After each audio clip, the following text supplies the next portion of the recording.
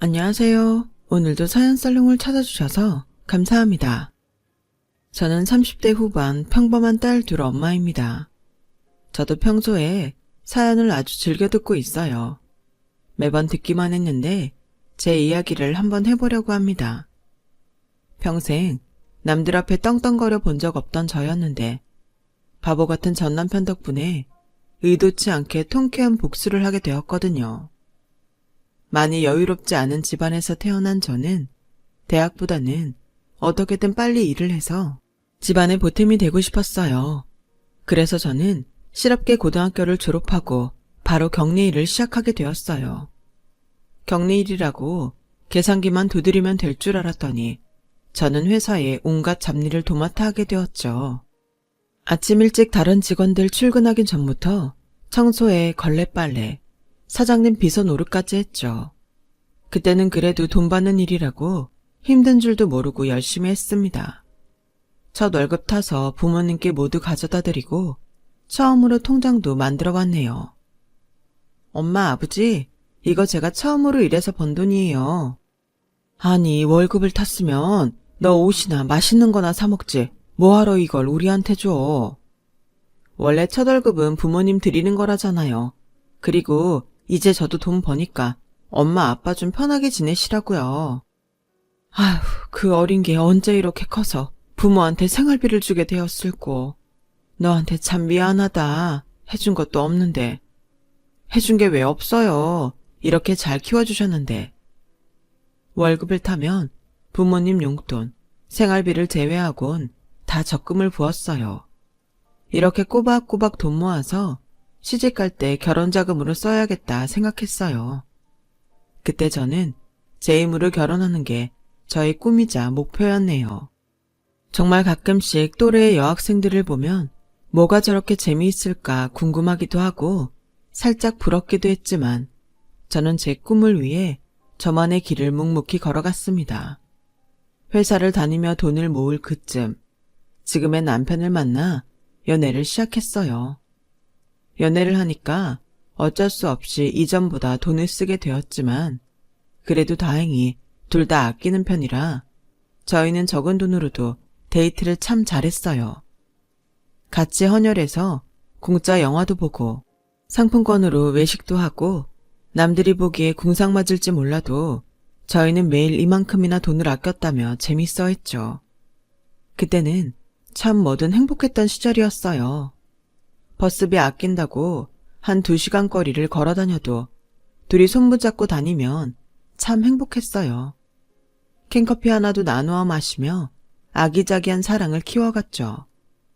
저희는 그렇게 2년을 연애하고 제 나이 28에 결혼을 하게 되었습니다.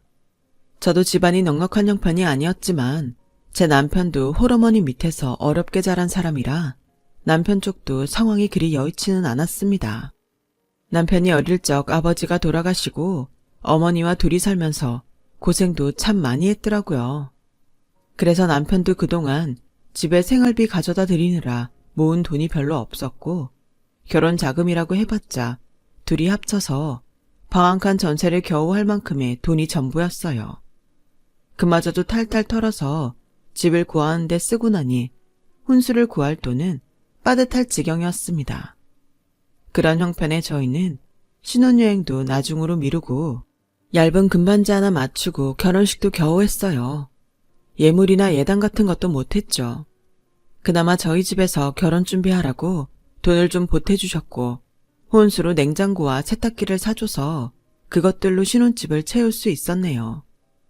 그때는 어려운 걸 당연하게 여기고 힘든 줄도 몰랐는데 이제와 생각해보니 저도 참 어렵게 결혼 생활을 시작했어요. 그렇게 저희는 서울 외곽에 있는 방 한 칸짜리 전셋집에서 자리를 잡아 신혼살림을 꾸려갔어요. 저희 부부는 둘 다 참 열심히 살았어요. 옛날 데이트할 때처럼 콩 한 쪽도 나눠 먹고 얼른 돈 모아서 자리 잡을 생각만 했죠. 그러는 사이 저는 바라던 임신을 하게 되었고 2년 터울로 예쁜 딸아이 둘을 가지게 되었어요. 임신과 출산은 축복과 행복이었지만 사실 현실을 생각하면 어려움도 많았어요. 아이가 둘이다 보니 제가 다니던 직장을 그만둘 수밖에 없었거든요. 친정 부모님은 그때까지도 장사를 하셨어요. 하시던 일이 조금씩 잘 풀려가는 중이라 바쁘셨죠. 시어머니도 계속 일을 다니셔서 저는 마땅히 아이 맡길 곳이 없었어요. 그렇다고 우리 형편에 사람을 쓸 수도 없었고 그때는 아이 맡길 곳이 그리 많지 않았거든요. 결국 저는 일을 그만두고 집에서 아이들을 키우게 되었습니다. 그래도 아이들이 어느 정도 자라면 다시 나가서 일을 시작할 생각이었죠. 애 둘을 키우면서 이전보다 생활비가 배로 많이 들어갔고 둘이 벌다가 남편 혼자 벌게 되니 허리띠를 더 조여 살아야겠다 싶더라고요. 저도 집에서 혼자 아이 보느라 고생이었지만 밖에서 고생하는 남편에게 미안하기도 했어요. 그래도 남편은 불평 없이 열심히 일을 다녀주었고 저도 그만큼 알뜰살뜰히 살림을 꾸려서 부지런히 살았습니다. 남편이 버는 돈의 반 이상을 저축하면서 정말 아끼고 아껴서 살았어요. 저희 부부는 내 집 마련에 목표가 있었거든요. 매번 남의 집 전전하며 이사 다니는 게 지겨워 하루빨리 내 집을 사고 싶었어요. 애들이 많이 어릴 때는 꼼짝할 수 없어서 아무것도 못했는데 그래도 조금 지나면서 애들 재워놓고 틈틈이 부업도 했어요. 푼돈이지만 티끌 모아 태산이라고 부업으로 버는 돈은 모두 차곡차곡 적금에 넣었습니다. 저축도 많이 했지만 아끼기도 참 많이 아꼈어요. 저나 남편은 변변한 새 옷 한 벌이 없이 몇 년을 살았어요. 여윳돈이 생기면 애들한테나 쓰지 저희한텐 돈 한 푼 쓰는 거 없이 참 인색하게 살았네요. 그래도 남편은 밖에서 친구들이랑 가끔 술 한잔씩 하고 커피값이니 밥값이니 용돈이라도 썼지만 저는 생활비 외에는 정말 저한테 돈 써본 일이 언제인지 기억도 가물가물했죠. 옷이야 주변에서 얻어입기도 하고 오랫동안 아껴 입는 습관 덕분에 쇼핑할 일이 별로 없었어요. 저는 미용실 갈 돈도 아낀다고 아이 낳은 후로는 매번 생머리에 가끔 저 혼자 집에서 가위로 다듬는 게 전부였습니다. 남들은 이런 저더러 너무 궁상이다. 유행이 다 지난 옷 입고 창피하지 않냐. 젊을 때 쓸 줄도 알아야지. 티끌 모아봤자 티끌이다. 별별 말들을 다 했지만 제 귀에는 들리지 않더라고요. 남들이 무슨 말을 해봐야 유행 같은 건 제게 사치였고 차곡차곡 쌓이는 통장 잔고를 보면 절로 기분이 좋았어요. 악착같이 아껴서 정승같이 쓸 날만 기다리고 있었죠. 그렇게 언젠가부터 동네에서 짠순이로 유명해진 저는 가격 흥정도 엄청 잘했어요. 일부러 시장 마감 시간 직전에 장 보러 가서 떨이로 파는 것만 사오곤 했는데 제가 워낙 유명하다 보니 단골집에서는 저 주시려고 일부러 따로 물건들을 빼놓으시기도 하셨어요. 가영 엄마, 이거 가져가. 이거 딱 하나 남았는데 1,000원만 받을게. 가영 엄마 오늘 올 것 같아서 내가 따로 빼놨어. 어머 사장님 너무 감사해요. 이거 조림하고 튀기고 나머지는 국 끓이면 되겠다. 매번 정말 감사해요 사장님. 나도 어렵게 살았지만 애기 엄마가 항상 이렇게 알뜰하게 사는 거 보면 참 대단해. 하긴 애 둘이나 키우려면 돈 한 푼이 아쉽지. 근데 그렇게 열심히 모아서 어디다 쓸 거야? 저희 집 사야죠. 애들 방 하나씩 딸린 집 사는 게 제 꿈이에요. 저는 중학교 가기 전까지 제대로 된 방 한 칸 없이 부모님 방에서 지냈기 때문에 제 아이들에게는 꼭 방 하나씩을 만들어주고 싶었어요. 아마 그래서 내 집 마련이 더 절실했는지도 모르겠네요. 그런 목표가 있었던 저는 그것 하나만 보고 정말 열심히 살았어요. 이제 와서 하는 말이지만 저라고 돈 쓸 줄 몰라서 안 썼겠나요. 저도 맛있는 것 좋아하고 신선한 과일 잘 먹습니다. 제가 바보라서 다 무른 떨이 과일만 사고 유행 몰라서 새 옷도 안 사는 게 아니죠. 그저 우리 형편에 저축 말고는 답이 없으니 그렇게 악착같이 아끼면서 살았던 거였어요. 그런데 제가 이렇게 살았더니 저는 원래 그런 사람인 줄 아는 건지 처음에는 서로 열심히 아끼며 살자던 남편이 언젠가부터 딴소리를 하더라고요. 또 고등어야? 아, 지금 3일째 고등어야. 다른 반찬 없어? 거기 장아찌도 있고 나물도 있잖아. 고등어를 떨이할 때 많이 사서 그래. 오늘까지만 먹어. 겨우 3일인데 왜 그래? 겨우 3일? 밖에 나가서 일하는 사람 3일 연속 같은 밥상 차려줘봐. 누가 좋아해? 당신은 그래도 점심은 나가서 먹잖아. 저녁 한 끼인데도 그렇게 싫어? 그렇게 평소에는 반찬이 겹치지 않게 신경을 썼는데 어쩌다 보니 그렇게 됐어요. 그래도 군말 없이 먹던 남편이 겨우 같은 반찬 몇 번 올라간 걸 가지고 갑자기 반찬 투정을 하니 좀 당황스럽더군요. 내일부터 다른 거 해줄게. 오늘까지만 이거 먹어. 고등어 몸에도 좋고 맛도 있는데 왜 그래?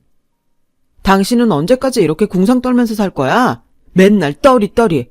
그놈의 떨이 소리 치가 떨린다. 궁상이라니 당신 말을 왜 그렇게 해? 그럼 이게 궁상인지 뭐야? 화장실 물도 아껴. 전기도 아껴. 지금 봐봐. 이 어두운데 부엌등 하나 안 켜고. 남들 봐라. 밥 먹을 때도 거실까지 환하게 하고 살아. 이거 전기세 얼마나 한다고 이러냐? 굳이 낭비할 게 뭐 있어. 아끼고 살면 좋지. 우리 빨리 모아서 집 사서 이사 가야지. 조금만 더 모으면 우리 이사 갈 수 있어. 그때까지만 참아. 우리 애들한테 좋은 집 살게 해줘야지. 당신처럼 이렇게 아등바등 아끼고 모아서 언제 집을 사냐? 푼돈 아껴서 모아봤자 푼돈이야. 그럴 바에 차라리 있을 때 쓰고 마는 게 낫겠다.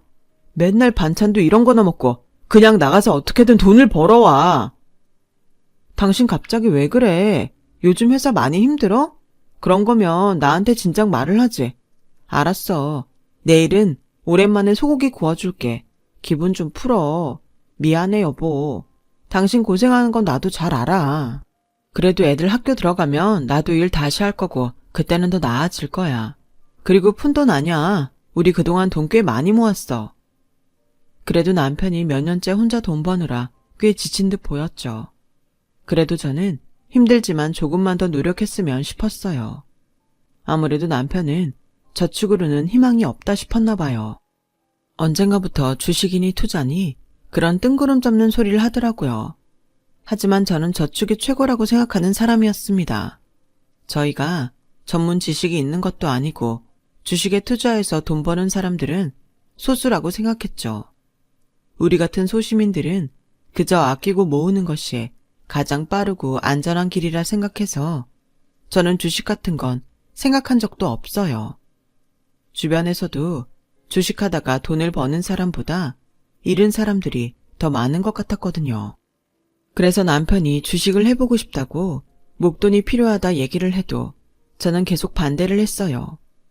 적은 돈이면 몰라도 큰 돈 가지고 도박을 하는 건 위험하다 싶었어요. 제가 끝까지 안 된다 했더니 남편도 포기하는 것 같더라고요. 그러다 몇 달 뒤 어느 날 남편의 비밀을 알게 되었어요. 그날은 제가 적금을 넣으러 가는 날이었습니다. 인터넷 뱅킹을 해도 되지만 저는 꼭 돈을 들고 직접 은행을 찾아가서 저금을 하곤 했어요. 내 손으로 직접 돈을 넣고 통장에 금액이 찍히는 걸 보는 게 저의 유일한 취미였거든요. 그런데 어쩐 일인지 그날따라 있던 자리에 통장이 보이지 않더라고요. 다른 저축 통장은 그대로 들어있는데 집 사려고 열심히 모으고 있던 10년 만기 적금 통장이 온데간데 없는 겁니다. 저는 혹시 제가 어디 잘못 도왔나 싶어서 그날 하루 종일 집안을 샅샅이 뒤졌습니다. 혹시 아이들이 건드렸을까봐 몇 번을 물어보기도 했어요. 예전에도 아이들이 통장이 뭔지도 모르고 가져가서 그림을 그렸던 적이 있었거든요. 그런데 아이들을 붙잡고 물어봐도 아이들은 아니라 그러고 집에 도둑이 든 것도 아닌데 그게 어딜 갔나 싶은 거예요.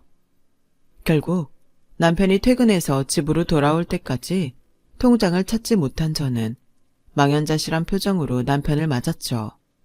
남편한테 물어볼 생각도 못했어요. 매달 제가 입금을 하니까 평소 통장 관리는 제가 했었고 저만 아는 곳에 통장을 넣어놓기 때문에 저희 남편은 통장이 어디에 있는지도 모르거든요. 그동안 한 번도 궁금해하지도 않았고요. 그런데 통장에 발이 달린 것도 아니고 내가 그걸 다른 곳에 둘 리도 없는데 이상하다 싶었죠. 저는 결국 남편에게 물어봤어요. 여보, 혹시 당신이 통장 가져갔어? 통장? 무슨 통장? 아니, 우리 집 사려고 붙는 적금 통장이 없어졌어. 오늘 하루 종일 찾아봐도 없어. 나는 통장이 어디 있는지도 모르는데 왜 나한테 통장을 찾아? 아니, 분명히 이 근처에 있을 텐데 아무리 뒤져도 없어서 혹시 당신이 어디서 봤나 해서. 아, 내가 분명히 잘 넣어놨는데 대체 그게 어디 갔을까? 나는 몰라. 당신 어디 잘못된 거 아냐? 당신 틈날 때마다 통장 금액 보고 그랬잖아. 마지막으로 보고 확실히 넣어놨단 말이야. 당신이 어디 잘못 둔 거겠지. 나한테 뭐라고 하지 말고 잘 찾아봐. 그래서 저도 남편 말대로 며칠을 더 뒤져봤습니다. 장롱까지 옮겨서 찾아봤죠. 그런데 아무 데도 없더라고요. 결국 통장을 찾지 못한 저는 은행을 찾아갔습니다. 아무래도 통장을 재발급 받아야겠다 싶었죠. 그런데 황당한 얘기를 듣게 되었네요. 저 고객님, 통장 명의자분이 얼마 전 통장 해약하시고 모두 인출해 가셨네요. 남편분께 못 들으셨어요? 네? 적금을 해약했다고요? 내년이 만기인 적금을 남편이 이미 해약해 갔다는 소리에 저는 황당했습니다. 사실 그 적금 통장은 세금 공제 등의 문제 때문에 회사를 다니는 남편의 명의였지만 평소에도 입금이나 관리는 제가 해왔어요. 남편 명의라 위임장이랑 인감도장까지 제가 보관하고 있었거든요. 그래서 저는 그 통장이 남편 통장이라고 생각해 본 적이 없었습니다. 그런데 설마 하니 남편이 저 몰래 그 적금을 해약했을 줄은 꿈에도 상상하지 못했네요. 그제서야 사실을 알게 된 저는 은행에서 그냥 돌아올 수밖에 없었어요. 이제 곧 만기를 앞뒀는데 그걸 자기 마음대로 해약한 남편을 도저히 이해할 수가 없었습니다. 왜 나한테는 이런 방구도 없이 해약을 했고 그 돈을 어디에 썼는지 묻고 싶은 게 너무 많았죠. 남편이 퇴근하길 기다리는 시간이 왜 그리 길었는지 모르겠네요. 그렇게 한참을 기다려 집으로 온 남편에게 곧바로 따져 물었어요. 당신 왜 모르는 척했어? 적금 통장 당신이 직접 해약했다며. 그래놓고 나보고 어디 잘못 떴나 찾아보라고? 내가 오늘 은행 가서 얼마나 놀랐는 줄 알아? 말 못해서 미안한데 당신이 이렇게 난리칠까봐 말을 못한 거야. 적금 통장 만기날 받는 돈보다 훨씬 큰 돈으로 불릴 거야. 그러니까 걱정하지 마. 그게 무슨 말이야? 돈을 불리다니. 당신 무슨 이상한 거 하는 거야? 이상한 거라니. 아니 그런 거 아니야. 진짜 확실한 거야. 당신은 아무 걱정하지 말라니까. 알고 보니 남편은 그 적금을 빼서 몽땅 다 주식에 넣었답니다. 저는 눈앞이 캄캄해졌어요. 평생 투자니 주식이니 모르고 살던 사람이 무슨 재주로 주식을 하나 싶었죠. 그런데 남편은 정말 확실한 정보를 들었다며 몇 개월 뒤면 우리는 부자가 되어 있을 거라고 그러더군요. 여보, 당신은 어디서 무슨 말을 듣고 이러는 거야? 그러다가 그 돈 다 잃으면 그때는 어떻게 하려고? 아, 걱정하지 않아도 된다니까. 이거 정말 아는 사람만 아는 확실한 정보래. 나도 겨우 사정사정해서 얻은 거야. 솔직히 있는 돈 없는 돈 다 털어서 넣어도 아쉬운데 당신 너무 걱정할까봐 내가 그렇게까지는 안 했어. 나도 첫 술에 배부를 수는 없고. 그래도 그 정도면 우리 집 사고 차도 살 수 있을 거야. 자신만만한 남편의 태도에도 저는 의심과 두려움이 더 앞섰지만 남편은 대체 어디서 무슨 얘기를 들은 건지 아주 확신에 가득 차 있었어요. 절대 돈 잃을 걱정이 없다고 하더라고요. 저는 지금이라도 돈을 빼라고 남편을 열심히 설득했지만 남편은 화만 낼 뿐 제 얘기를 귀담아 듣지 않았죠. 제발 나 한 번만 믿어봐. 아무한테는 오는 기회가 아니라고. 당신은 기회를 보고도 놓칠 거야. 당신, 내가 나 하나 좋자고 이러는 것 같아? 이게 다 우리 가족 위해서 이러는 거 아냐. 그러니까 그 일을 왜 당신 혼자 결정하냐고. 나한테 한마디 묻지도 않고. 당신은 언제까지 그렇게 아끼기만 하면서 살 건데 지겹지 않아? 나는 너무 지겨워.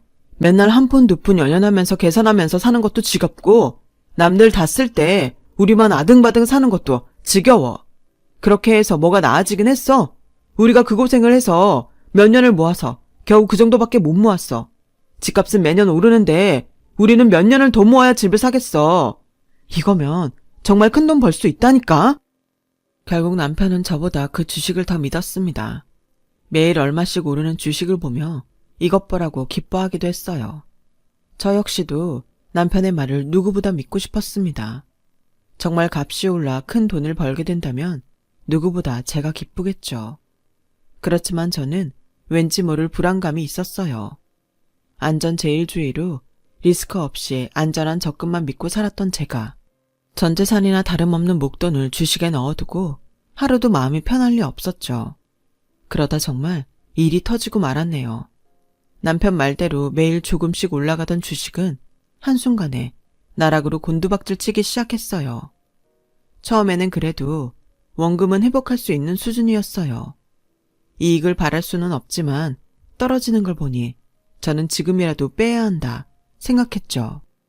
그런데 남편은 끝까지 고집을 부리더라고요. 주식이 원래 이런 거야. 지금 떨어진다고 팔면 다시 오를 거라고. 오히려 추가로 매수해서 평단을 낮춰야 하는데 우리가 돈이 없는 게 아까운 거지. 그러면 남 좋은 일만 하고 우리만 손해보는 거야. 지금도 이거 사고 싶다는 사람 얼마나 많은데. 여태 기다렸는데 그거 조금도 못 기다려? 이렇게 간이 작으니까 평생 큰 돈을 못 만지지.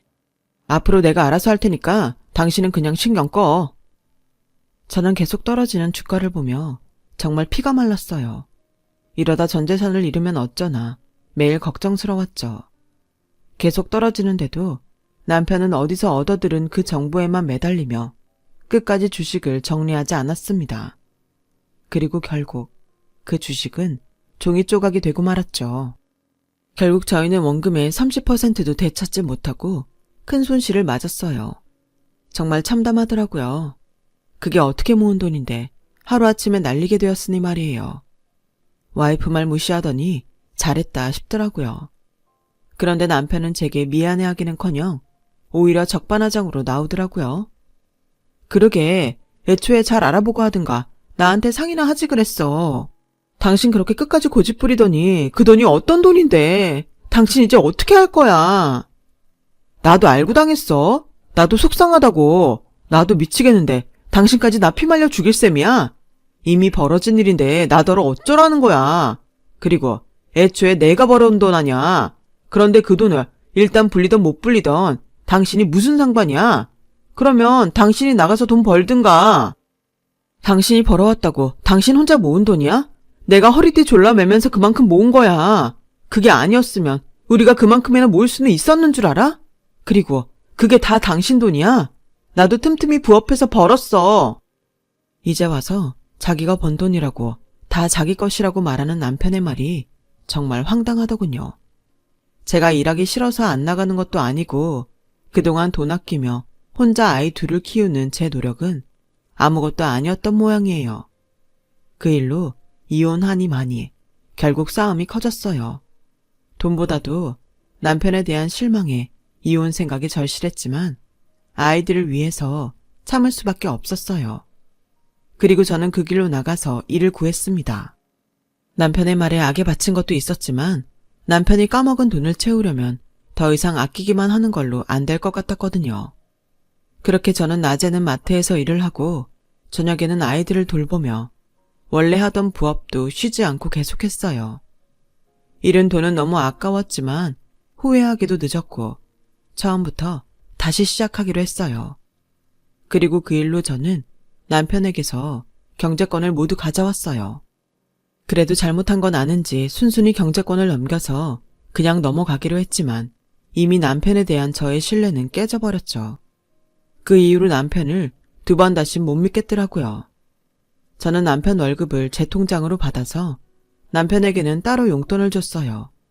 그리고 남편이 2번 다시 그런 일을 벌이지 않게 아예 통장 명의도 다 제 이름으로 바꿨습니다.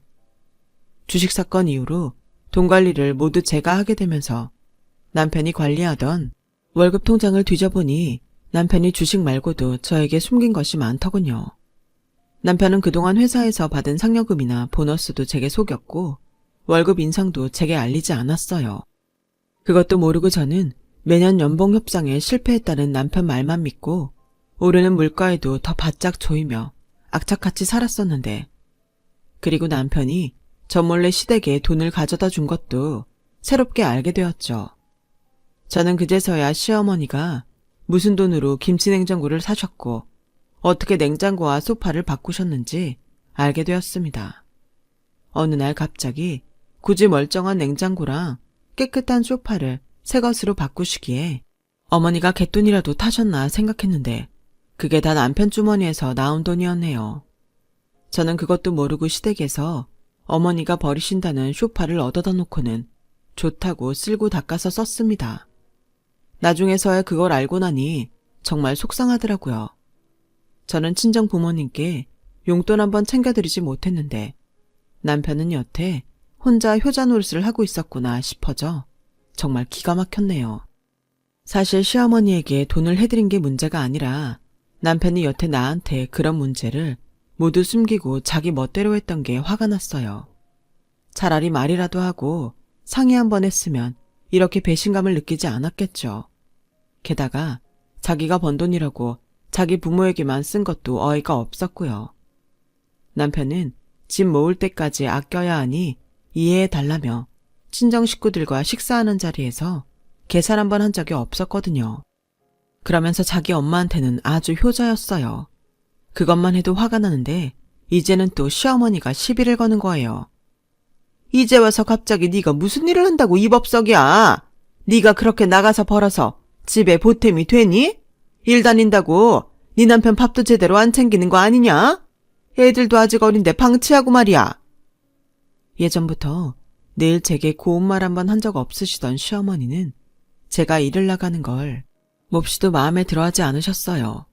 결혼할 때도 한 번 보태준 거 없으시면서 그동안 남편 통해서 받을 것 다 받으시고는 이제는 한 푼이라도 벌겠다고 나가서 일하는 저더러 일까지 그만두라 그러시네요. 어머니, 그러면 저희는 언제 돈 모아서 집을 사요? 이번에 애들 아빠가 주식으로 큰돈 날린 거 메꾸려면 저라도 나가서 일해야죠. 어차피 애들은 제가 잘 케어할 거고요. 어머니한테 애들 안 맡길 거니까 혹시나 걱정하지 마세요. 너는 하나 있는 며느리가 시애미한테 말하는 싸가지 봐라. 내가 이래서 널 이뻐라 못하는 거야. 네가 나한테 잘했어 봐라. 내가 지금 너를 업고 다니지.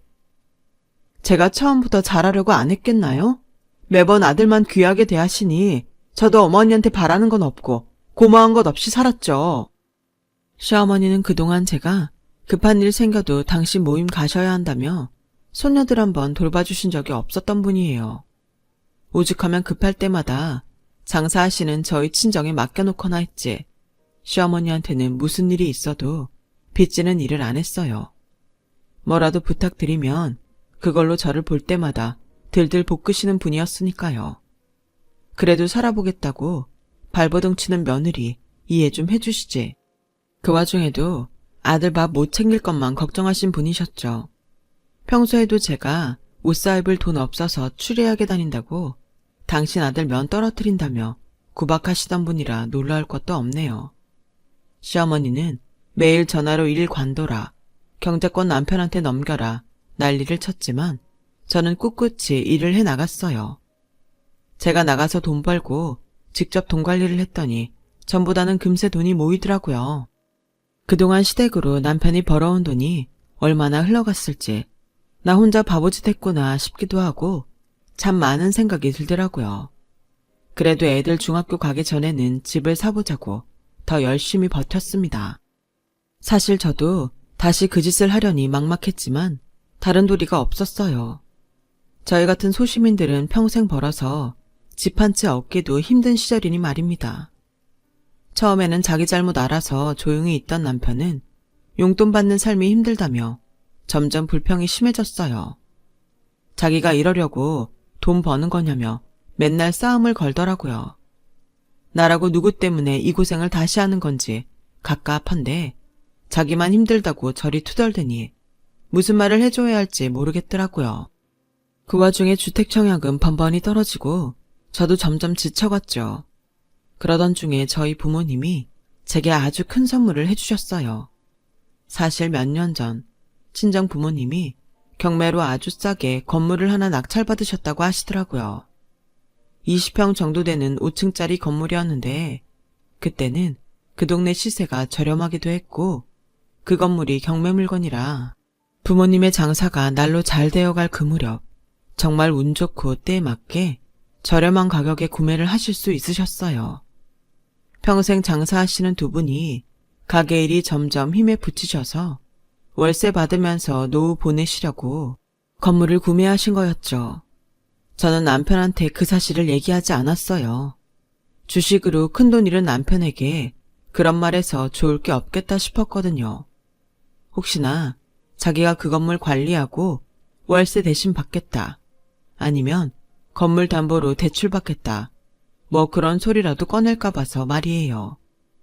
항상 힘들 때면 시댁 도움은 바라지도 않으면서 열심히 사시는 저희 친정에만 앓는 소리 하던 남편이었으니까요. 그래서 남편에게는 숨기고 저 혼자 가끔 부모님 장사와 건물 관리 도와드리고 그랬어요. 그런데 부모님이 그걸 제게 증여해 주시겠다고 한 겁니다. 그 얘기를 듣고 너무 놀랐어요. 건물 하나 있으면 새나 받아먹고 편할 줄 알았더니 이것도 보통 일이 아니다. 나이 들면 지금보단 좀 편하게 살려고 그랬는데 이것도 우리한테는 힘에 부치네. 아직 우리는 장사도 할 수 있고 말야. 건물 너한테 주면 네가 관리하고 우리가 더 늙어서 장사 그만두면 용돈이나 주렴. 그 건물을 나 준다니? 그게 무슨 말이야? 이미 다 결정된 일이야. 형편 어렵다고 대학도 못 보내주고 결혼할 때도 뭐 해준 것도 없는데 우리는 내내 그게 마음에 걸렸어. 지금도 네가 이 고생하면서 사는데 부모가 그걸 어떻게 보고만 있냐. 민경아, 이제라도 김서방이랑 편하게 살아. 부모님은 더 이상 제가 고생하고 사는 게 싫으시다면서 건물을 증여해 주셨습니다. 저는 제 돈으로 증여세를 냈고 너무 감사하게도 가족들 덕분에 건물주가 되었네요. 이제 건물도 있고 건물 담보로 대출받아서 집도 살 수 있겠다 싶어서 저는 남편과 행복한 미래를 꿈꿨습니다. 그런데 건물 얘기를 알게 된 남편이 갑자기 이혼 얘기를 꺼내더군요. 우리 이참에 이혼하자. 그 동네 시세 올라서 건물값도 잘 받겠던데 그거 팔아서 재산 분할하고 우리 갈라서자. 나 그동안 당신이랑 사는 거 지긋지긋했고 그 돈으로 새 인생 살고 싶어. 어떻게 그 건물 얘기를 알았나 봅니다. 그래도 남편이라고 같이 잘 살 생각을 했었는데 갑자기 이혼 얘기를 꺼내는 남편이 어이가 없었죠. 그동안 자기가 뭘 그렇게 참았고 지긋지긋했는지 그리고 자기가 뭐라고 내 건물을 나눠 갖겠다는 건지 황당할 따름이었는데요.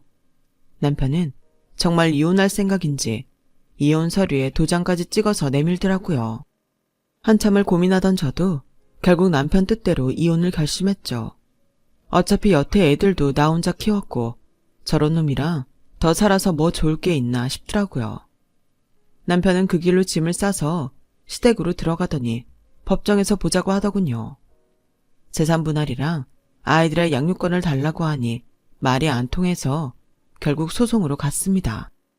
저는 돈 들여서 변호사를 동행해서 갔는데 남편은 변호사도 없이 판사 앞에서 아주 당당하게 재산 분할을 얘기하더라고요. 증여재산은 재산 분할 대상이 아닙니다. 그러니 부부 공동재산에서만 분할이 가능합니다.